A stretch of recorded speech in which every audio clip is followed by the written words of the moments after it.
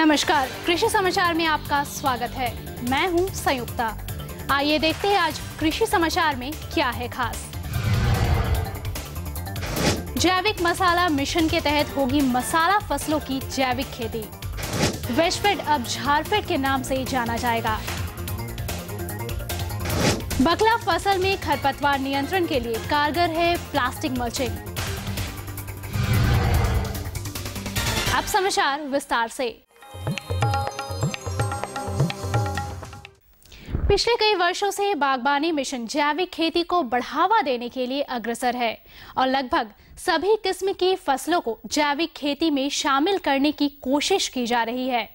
इसी दिशा में मसाला फसलों की जैविक खेती के लिए जैविक मसाला मिशन चलाया जा रहा है। क्योंकि जैविक खेती का उद्देश्य ही है मिट्टी और कृषि उत्पाद की प्राकृतिक गुणवत्ता को बरकरार रखना, इसलिए अपने राज्य में अन्य फसलों के अलावा मसाला फसलों की जैविक खेती को बढ़ावा दिया जा रहा है। इसी दिशा में जैविक मसाला मिशन की शुरुआत की गई है। इस मिशन के तहत पहले चरण में राज्य के लगभग 7,000 हेक्टेयर भूमि में अदरक, हल्दी, धनिया, मिर्चा जैसी मसाला फसलों की खेती करने की योजना बनाई गई है। बीते दिनों मार्केटिंग बोर्ड सभागार में वेस्टफेड से संबद्ध समितियों के प्रतिनिधियों की एक बैठक हुई। इस बैठक में एक अहम फैसला लेते हुए घोषणा किया गया कि वेस्टफेड अब झारफेड के नाम से जाना जाएगा।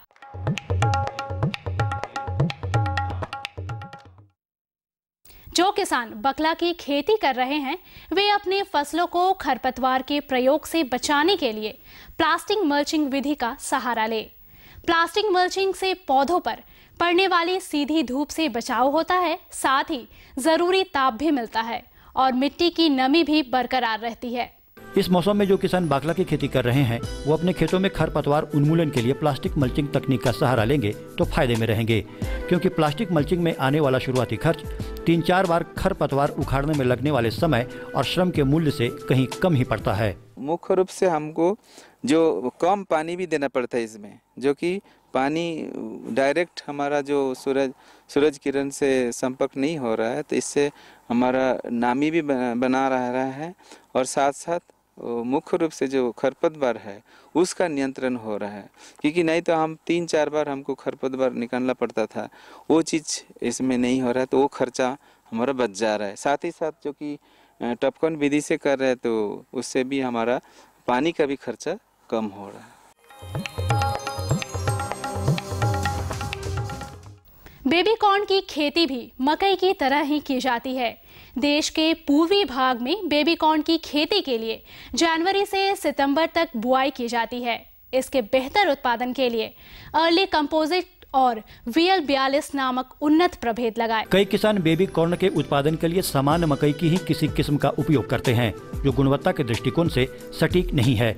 व्यवसायिक स्तर पर बेबी कॉर्न से लाभकारी उपज प्राप्त करने के लिए अर्ली कंपोजिट और VL42 जैसे उन्नत प्रभेद लगाना चाहिए। इसके अलावे MEH 114, MEH 133, BL16, golden baby, प्रकाश, केशरी और PSM 3 जैसी किस्मों को बेबी कॉर्न की सफल खेती के लिए चुना जा सकता है। जो समय के साथ साथ चलता है, सफलता उसी को मिलती है। कृषि को भी समय के साथ बदलना होगा। परंपरागत कृषि उपकरणों को छोड़ नए यंत्रों को अपनाना होगा। इन्हीं में से एक है प्लांट ट्रे, जो बहुत ही उपयोगी है। ये बीजों को मौसम और अन्य बाहरी आक्रमणों से सुरक्षा प्रदान करता है। प्लांट ट्रे या प्रो ट्रे छोटे बड़े आकारों में प्लास्टिक या फाइबर से बना संरचना होता है। प्लांट ट्रे खासकर सब्जी और फूल फसलों के बिचड़े लगाने के काम में इस्तेमाल किया जाता है। प्लांट ट्रे पौधशाला के लिए विशेष उपयोगी है। इसकी सबसे बड़ी खासियत ये होती है कि किसान इसमें लगे पौधों को अपनी इच्छा और आवश्यकता अनुसार जहां चाहें वहां ले जा सकते हैं।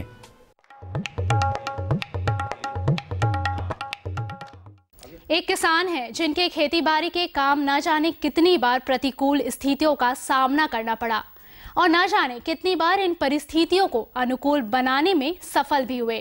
ये सब इनके कृषि कौशल ज्ञान और सूझबूझ का परिणाम है। आज हम जिस किसान से मिलने वाले हैं, उनकी सबसे बड़ी खासियत उनका धैर्य और उनकी सूझबूझ है। उनके खेतीबाड़ी के काम में कई दफा मौसम की मार तो कई बार फसलों में लगने वाले रोग और कीड़ों के प्रकोप जैसी विपरीत परिस्थितियां आईं, लेकिन उन्होंने इन स्थितियों का अपने धैर्य और सूझबूझ से सही हल और विकल्प तलाश किया। का ही कारण है कि हम लोग नए तकनीकी से खेती कर रहे हैं, उसमें हम लोग का दुना मुनाफा आ रहा है और फसल भी ज़्यादा हो रहा है और बीमारी का प्रकोप कम हो रहा है। आज अभी हम खेती बाड़ी से खुशहाल हैं, कारण कि खेत जो है माने किसान जो है माने द्वितीय भगवान है, भगवान के बाद माने दूसरा भगवान किसान ही है। इसीलिए हम लोग को किसान काम में ज़्यादा रुचि और ज़्यादा अभिरुचि लग रहा है। और अब एक नजर राज्य के 3 प्रमुख शहरों के मौसम के मिजाज पर।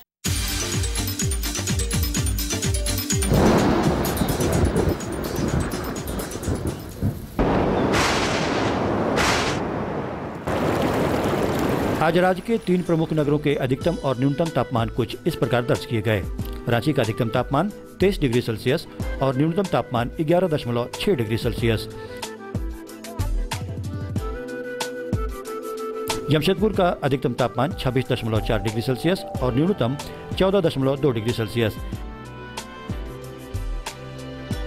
मेदिनीनगर का अधिकतम तापमान 24.3 डिग्री सेल्सियस और न्यूनतम 11.4 डिग्री सेल्सियस। और अब मंडी भाव में आइए नजर डालते हैं अनाजों के भाव पर।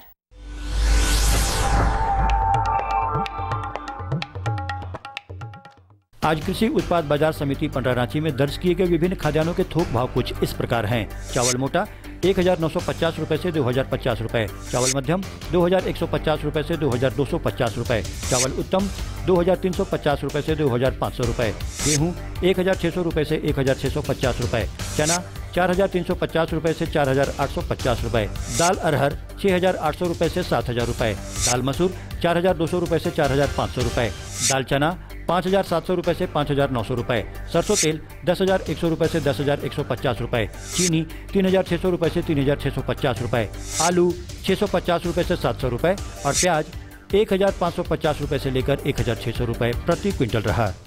कृषि समाचार में आज इतना ही। अगले दिन अगले अंक में फिर मुलाकात होगी कुछ ताजा तरीन खबरों के साथ। तब तक के लिए दीजिए इजाजत। नमस्कार, जोहार।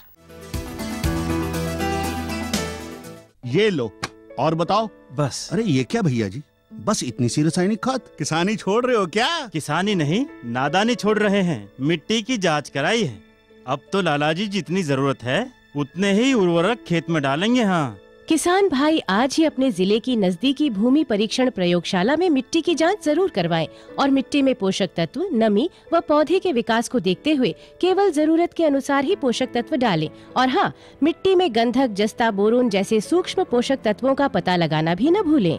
उर्वरक और जैविक खाद के सही उपयोग से भूमि का उपजाऊपन बनाए रखें, उत्पादकता बढ़ाएं, खर्चा घटाएं और बहुमूल्य विदेशी मुद्रा बचाने में भी सहयोग दें। और हाँ, धीमी गति से नाइट्रोजन उपलब्ध कराने वाले उर्वरकों जैसे नीम लेपित यूरिया को प्राथमिकता दें और यूरिया का पत्तों पर छिड़काव करें। अरे वाह, तू तो सचमुच समझदार हो गया रे। अधिक जानकारी के लिए संपर्क करें जिला कृषि अधिकारी या किसान कॉल सेंटर।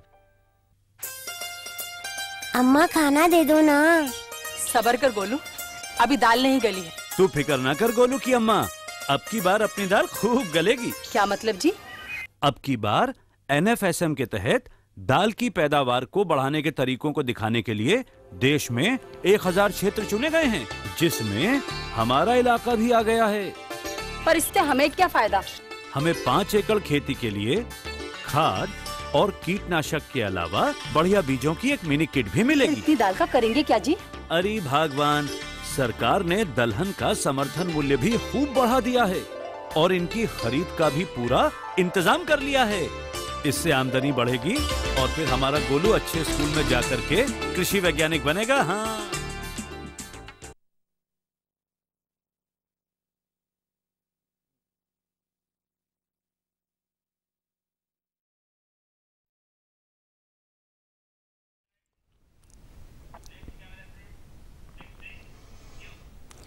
खेती बाड़ी की हर बात हमारे साथ। किसान भाइयों, कृषि दर्शन कार्यक्रम में आपका बहुत बहुत स्वागत है।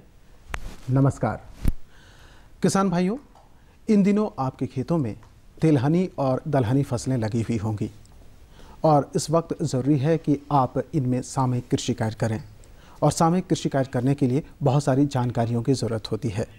इसलिए आज हमने जो विषय चुना है वो है तिलहनी एवं दलहनी फसलों में सामयिक कृषि कार्य, और इस विषय पर बातचीत करने के लिए हमारे साथ बिरसा कृषि विश्वविद्यालय के अवकाश प्राप्त मुख्य वैज्ञानिक डॉक्टर जीपी श्रीवास्तव हैं।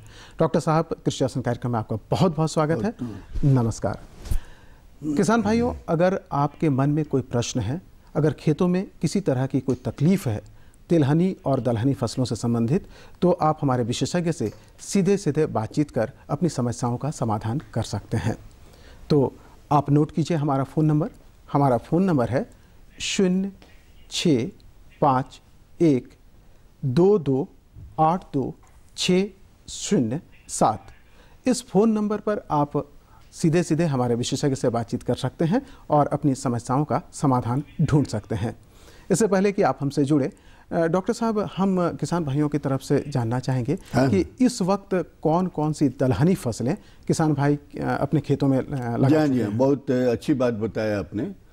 हम सभी जानते हैं कि अभी रबी का मौसम है और रबी के मौसम में मुख्य रूप से किसान चना, मसूर और मटर की खेती करते हैं।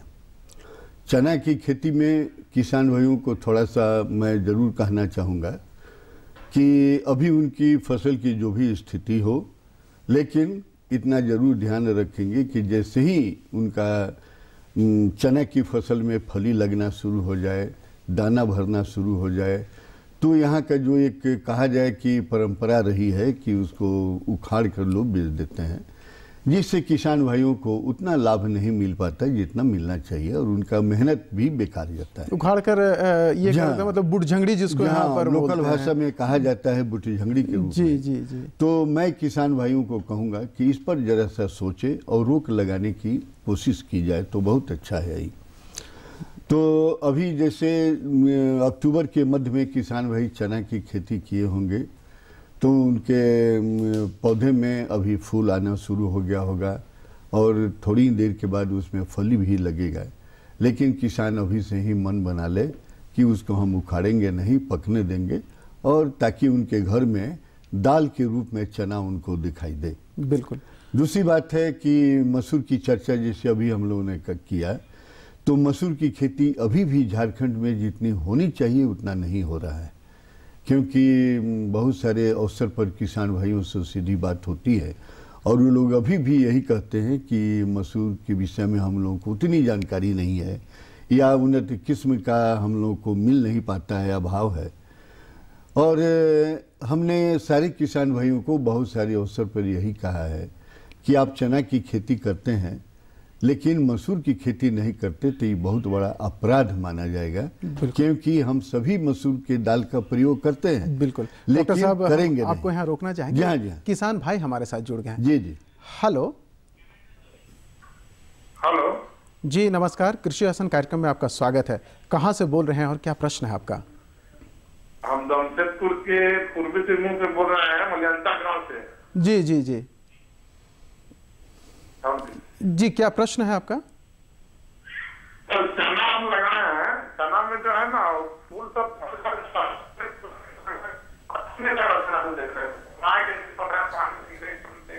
क्या बोल रहे हैं?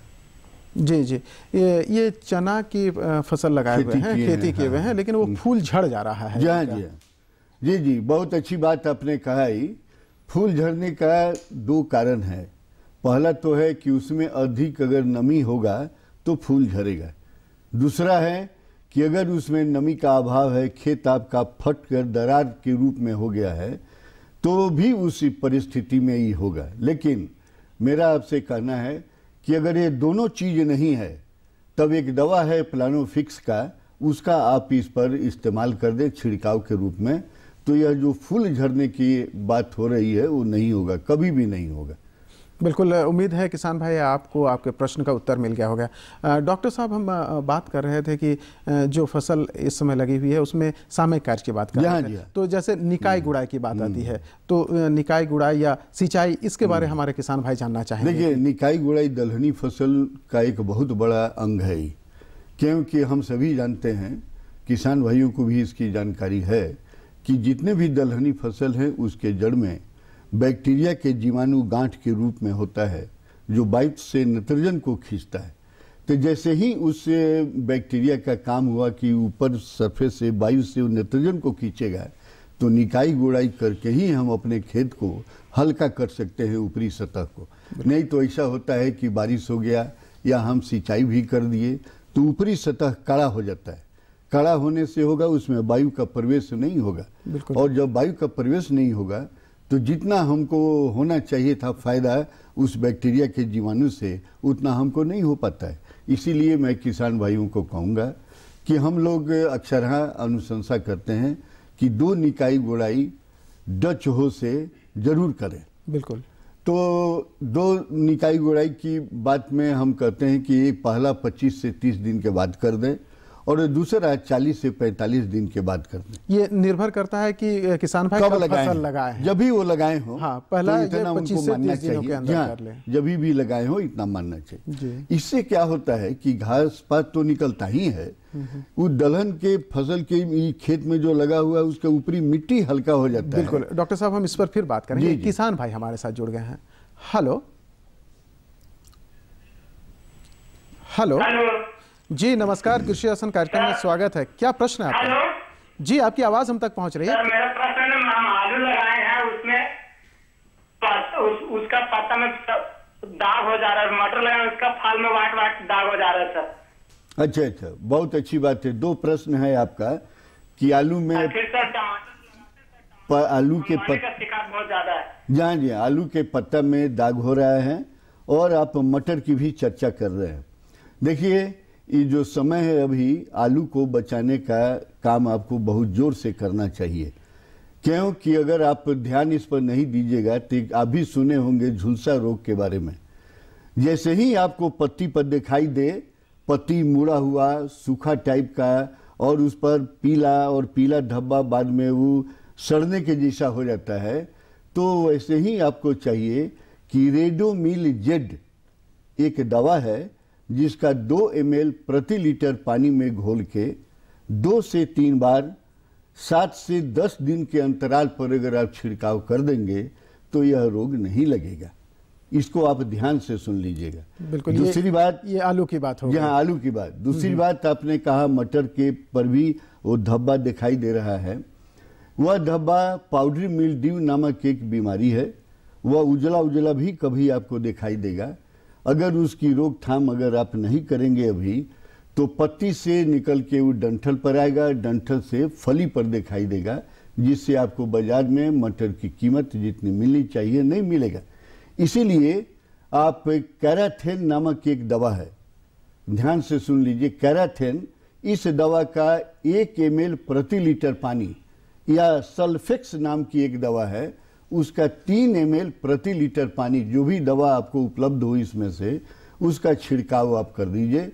यह रोग नहीं लगेगा और पौधा आपका मटर का बिल्कुल स्वस्थ दिखाई देगा। बिल्कुल। उम्मीद है कि हमारे विशेषज्ञ की सलाह को आप अमल में लाएंगे और आपको लाभ मिलेगा। डॉक्टर साहब, निकाई गुड़ाई की तो बात हो गई, दलहनी फसलों की। कई बार ऐसा होता है, सुनने में आया है कि झारखंड में बहुत सारे ऐसे किसान हैं जो ऊपर जो ये लगा होता है उसकी कटाई कर देते हैं। अच्छा। तो उससे ये होता है किसान भाइयों में कुछ गलत, हमको लगता है कि कुछ गलत जानकारी है। इसके बारे में हमारे किसान भाइयों को आप बताएं। देखा जाए, बहुत अच्छी बात आपने बताया और किसान भाइयों को इसके बारे में समय समय पर मैंने बताया भी है। ये जो दलहन, ये चना का फसल है, उसके शीर्ष भाग को लोग खोंट लेता है और खोंट कर उसको बाजार में लोग बेच देते हैं। अच्छा, इसके पीछे धारणा क्या है? क्यों ऐसा? धारणा यही है कि खोटने से उसके बगल से ज्यादा शाखा निकलेगी, शाखाएं निकलेंगी, ज्यादा शाखाएं निकलेंगी, उतना ही उस पर फूल होगा, उतना ही फली होगी। लेकिन यह एक गलत धारणा है, गलत धारणा है यहाँ के लिए। बिल्कुल, इस पर हम फिर चर्चा करेंगे। किसान भाई हमारे साथ जुड़ गए हैं। हेलो जी, स्वागत है आपका कृषि दर्शन कार्यक्रम में। वो राहर लगाया ना जी जी, उसमें ना मतलब थोड़ा सा कीड़ा पकड़ रहा है। अच्छा, व्हाइट कलर का। जी जी, अरहर का दाल लगाए हैं, उसमें कीड़ा पकड़ रहा है। जी हाँ, बहुत अच्छी बात आप बताई। आप खरीफ में अरहर लगाए हैं, बरसात के मौसम में। अभी आपका जो फसल होगा राहर का, वो फूल फली से भरा हुआ होगा और इसीलिए अब उसमें आपको चिंता हो गई कि इस फली को कैसे बचाया जाए, क्योंकि आपने देखा होगा कि उस फली में कहीं कहीं छेद भी होगा ही, फली में, वह फली छेदक कीड़ा है। इस फली छेदक कीड़ा को बचाने के लिए मैं आपसे कहूँगा कि मोनोक्रोटोफॉस नाम की एक दवा है, दूसरा क्विनालफॉस भी एक दवा है। क्विनालफॉस नामक दवा से आप 1 ml प्रति लीटर पानी में घोल बना के इसका छिड़काव कर दीजिए। 10 दिन के अंदर पर आप मोनोक्रोटोफॉस का भी इस्तेमाल 1 ml प्रति लीटर पानी में कर सकते हैं। अगर आपके पास इंडोक्सा कार्ब नाम की भी दवा है तो इंडोक्सा कार्ब नाम की दवा भी 1 से 1.5 ml प्रति लीटर पानी में घोल बना के अगर 3 बार छिड़काव कर दीजिएगा तो बिल्कुल ही आपका राहर का पौधा स्वस्थ होगा और बहुत ही अच्छा उत्पादन देगा। क्यों कि आपने जो प्रश्न उठाया है कि फली में या पौधे में आपको देखने को मिल रहा है, इससे काफ़ी नुकसान होता है और आपको कुछ भी उपज नहीं मिल पाएगा अगर इसकी देखभाल आप नहीं करेंगे और इस दवा से छिड़काव नहीं करेंगे। डॉक्टर साहब, इसी बीच हम उसी प्रश्न से जुड़ा हुआ एक प्रश्न आपसे पूछना चाहेंगे कि इन्होंने कहा कि रहड़ जो इन्होंने लगाया है, क्या जो अन्य फसलें हैं, दलहनी फसलें हैं, क्या उनमें भी वो जो फली छेदक रोग की बात कर रहे हैं, हाँ, ये हो सकता है? बिल्कुल बिल्कुल बिल्कुल। और अगर होता है तो जो आपने दवाओं की अनुशंसा की है उनका वो उपयोग कर सकते हैं। जैसे अभी चना में, जी चना में भी फली छेदक का प्रकोप बहुत ज्यादा होता है, तो अगर उसमें हम लोग मोनोक्रोटोफॉस से जैसे ही वो नजर आवे अगर उसका हम छिड़काव कर दें तो यह बहुत ही अच्छा होगा, बहुत लाभकारी होगा। दूसरा, उसमें हम क्विनालफॉस का भी इस्तेमाल करते हैं, तो पहले क्विनालफॉस का कर दें, 10 दिन के बाद में मोनोक्रोटोफॉस का कर दें तो पौधा बिल्कुल ही स्वस्थ होगा और एक फली पर भी कीड़ा नजर नहीं आएगा। बिल्कुल। एक महत्वपूर्ण प्रश्न पर हम लोग बात कर रहे थे कि वो जो चना की फसलों से वो डंठल काट लेते हैं, शाखाएं निकलती हैं, ऐसी धारणा है, तो किसान भाइयों को आप इस संबंध में क्या सलाह देना चाहेंगे? तो यह जो कार्यक्रम है उसकी खोटाई कर लेने का, तो यह कार्यक्रम वहाँ का किया जाए जहाँ की खेत में नमी पर्याप्त मात्रा में है, क्योंकि दलहन फसल में के गुण है, अगर पर्याप्त मात्रा में नमी है तो पौधे का बढ़वार ज़्यादा हो जाएगा, और जब पौधे का बढ़वार ज़्यादा होगा तो उस पर फूल और फली बहुत कम निकलेगा। तो उस इलाके के लिए है जहाँ पर उसमें नमी पर्याप्त मात्रा में है, तो उसको हम लोग चेक करते हैं कि बढ़वार नहीं हो, ऊपर का हम जो शीर्ष भाग है उसकी खोटाई कर लेते हैं। लेकिन झारखंड में हम सारा कार्यक्रम असिंचित ही अवस्था में करते हैं। अगर हमको भी ये सिंचाई की सुविधा हो यहाँ, और दलहन में कम से कम 1 से 2 सिंचाई वो सूखा वाले परिस्थिति में जब पौधा आवे तो कर दें तो हमारा भी उत्पादन बढ़ जाएगा। लेकिन मैं समझता हूँ कि शायद ही कोई ऐसे किसान होंगे जो दलहन फसल में यहाँ सिंचाई देते होंगे। जब सिंचाई की सुविधा मेरे पास नहीं है तो अगर वह खोटाई वाला काम यहाँ नहीं किया जाए तो बहुत अच्छा, बेहतर उत्पादन होगा। एक और प्रश्न उठता है डॉक्टर साहब, जैसे हम देख रहे थे अभी प्रश्न भी आया अरहर की दाल के बारे, लेकिन कई बार ऐसा होता है कि मूंग और मसूर की खेती यहाँ पर बहुत कम होती है। इस विषय पर हम आपसे बात करेंगे, लेकिन किसान भाई से हम बात कर लेते हैं। हेलो। हाँ, हेलो जी, नमस्कार, कृषि दर्शन कार्यक्रम में स्वागत है। क्या प्रश्न है आपका? नमस्कार। प्रॉब्लम है कि मेरा मटर का फूल काफी मात्रा में झड़ जा रहा है। अच्छा, मटर का जो फूल है, जो फली ये हो रहा है, वो झड़ जा रहा है। जी हाँ, अभी हमने आपसे थोड़ी देर पहले बात किया कि फूल झड़ने का कारण होता है कि उसमें नमी ज़्यादा हो। आप सिंचाई उसमें ज़्यादा कर रही होंगी मटर की खेती में तो फूल झड़ेगा। दूसरा, अगर उसमें नमी नहीं है, वो ज़मीन फट रहा है तो उस स्थिति में भी फूल झड़ेगा। अगर इस तरह का कुछ बात नहीं है तो और मटर का पौधा की ऊंचाई आप देख लीजिए, उसकी स्थिति देख लीजिए। अगर आपने उसमें निकाई गुड़ाई नहीं किया है तो कम से कम निकाई गुड़ाई उसमें अवश्य कर दें ताकि यह समस्या नहीं हो। दूसरी बात, प्लानोफिक्स का छिड़काव करने की अवस्था अभी नहीं है, क्योंकि मटर की आप चर्चा कर रहे हैं तो उसमें फूल निकलना शुरू हो गया है, फली भी निकलना शुरू हो गया होगा। अगर फूल ही निकलना है, अभी शुरू है, तो उसको प्लानोफिक्स नामक दवा से छिड़काव कीजिए, आपका फूल झड़ना बंद हो जाएगा। उम्मीद है कि आपको आपके प्रश्न का उत्तर मिल गया होगा। डॉक्टर श्रीवास्तव, हम बात कर रहे थे कि यहाँ पर मूंग और मसूर झारखंड जैसे राज्य में क्या संभावनाएं हैं इनकी खेती, किसान भाई किस तरह करें कि उनको लाभ मिले, या करें या नहीं करें? देखा जाए, बहुत अच्छी बात आपने कहा। मूंग एक ऐसा दलहनी फसल है जो 60 से 65 दिन में तैयार होता है, बरसात और बिल्कुल इस पर हम बात दोनों में लेते हैं। किसान भाई हमारे साथ जुड़ रहे हैं। हेलो हेलो हेलो जी जी, मैं नंदन माली बोल रहा हूँ। जी, कहाँ से बोल रहे हैं मांझी जी? कुली भंडार से। अच्छा अच्छा, स्वागत है आपका। बिल्कुल बिल्कुल, क्या प्रश्न है आपका? हम हर साल मटर का खेती करते हैं, तो हर साल मटर का बीज बाजार से खरीदते हैं। तो सोच रहे हैं कि मटर का बीज अपने से ही रखेंगे तो अच्छा रहेगा। बिल्कुल, बहुत अच्छी बात आपने बताया। जी हाँ, बहुत अच्छी बात बताया आपने। मैं आपको बता दूं कि मटर की बहुत किस्में हैं। अगर आगात किस्म की खेती करना चाहते हैं तो उसमें आर्केल और आज़ाद मटर 4 बहुत ही अच्छा है, और इससे किसान भाइयों को काफ़ी लाभ भी मिलता है। क्यों इसकी चर्चा कर रहे हैं? क्योंकि आप बीज उत्पादन की बात कर रहे हैं, तो मैं बता दूं कि यह जो कार्यक्रम होता है मटर का, आप सितंबर माह में खरीफ की अगेती फसल काटने के बाद इसका काम शुरू कर दीजिए। आपका यह मटर बाजार में नवंबर के महीने में आ जाएगा, और नवंबर के महीने में इसकी कितनी अच्छी कीमत मिलती है आपको मालूम है। अब हो गया कि आपका बीज का उत्पादन का काम कीजिएगा, तो बीज उत्पादन के लिए आपको हमेशा जो भी बुआई करेंगे वो आपका पूर्ण रूप से एक अच्छे तकनीक पर आधारित होगा। बीज का उपचार कीजिए, उसको पंक्ति में लगाइए, कतार से कतार की दूरी, पौधा से पौधा की दूरी का रखिए, तो कीट या बीमारी का प्रकोप नहीं होना चाहिए। वैसे ही स्थिति में उनको आप मटर के बीज को पकने दीजिए पूर्ण रूप से। बिल्कुल, एक किसान भाई डॉक्टर साहब और जुड़ गए हैं हमारे साथ, यही काम हम उनके प्रश्न को ले लेते हैं। जी जी। हेलो जी, कृषि दर्शन कार्यक्रम में स्वागत है। कहाँ से बोल रही हैं आप? हम टाटी सिल्वर से बोल रहे हैं। जी, क्या प्रश्न है आपका? मेरा ये प्रश्न है कि मटर की फली लग के झड़ जा रही है, क्या करें?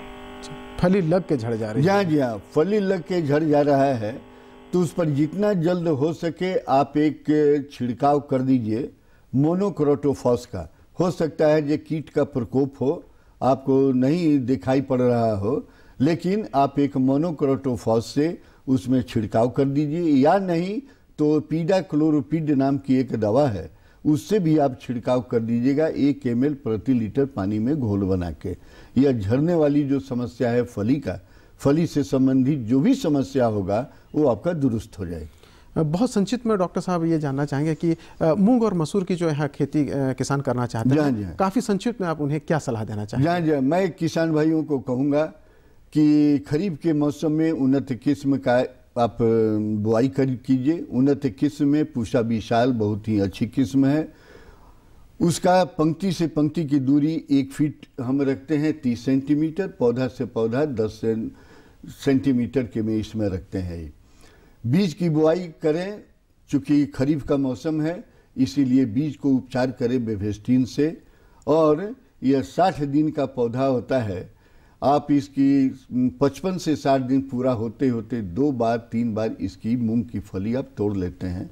मूंग की फली में तोड़ने में अगर विलम्ब होगा तो बरसात के मौसम में फली में जो बीज है वो अंकुरित होना शुरू हो जाएगा और बीज की गुणवत्ता समाप्त हो जाएगी। इसीलिए समय पर इसकी बुआई करें, उन्नत किस्म का इस्तेमाल करें, और उन्नत किस्म से ही आप इसकी खेती करें तो बहुत अच्छा है। दूसरी बात कि यह मूंग की खेती हम दोनों जमीन में धान काट लेने के बाद फरवरी में भी कर सकते हैं, लेकिन यह कार्यक्रम सामूहिक रूप से किया जाए तो बहुत बेहतर होगा। किसान भाइयों, जैसा कि आपने सुना कि हमारे विशेषज्ञ ने बताया कि जब भी आप दलहनी फसलों की खेती कर रहे हैं तो बहुत सारी चीज़ें ऐसी हैं जो सावधानियां आप अपना सकते हैं और आप बेहतर उपज प्राप्त कर सकते हैं।